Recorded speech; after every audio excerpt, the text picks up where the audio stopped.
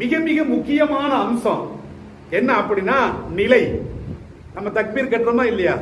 தக்பீர் கட்டி கையை நாம் கட்டி கொண்டு நாம் சூரத்துல் ஃபாத்திஹா ஓதுகிறோம், துணை சூரா ஓதுகிறோம், இந்த நிலையில் ஓதுகிறோம்.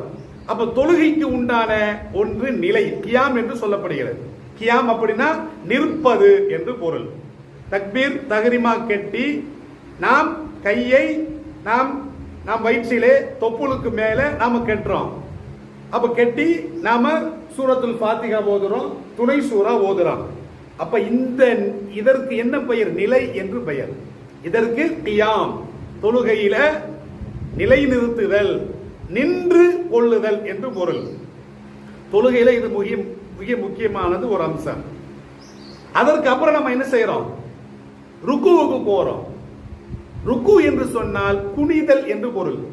ருக்கு என்று சொன்னால் குனிதல் என்று பொருள். நாம் நமது முதுகை இறைவனுக்காக வேண்டி குனிகிறோம், பணிகிறோம். அப்போ ருக்குவுல என்ன செய்யறோம் அப்படின்னா சுபஹான ரப்பியல் அதீம் என்று ஓதுகிறோம். சுபஹான அப்படின்னா பரிசுத்தமானவன், ரப்பி எனது இரட்சகன், அதீம் அப்ப மகத்துவமிக்க எனது இரட்சகன் பரிசுத்தமானவன் என்று நாம் குனிந்த நிலை, அதற்கு ருக்கு என்று பெயர்.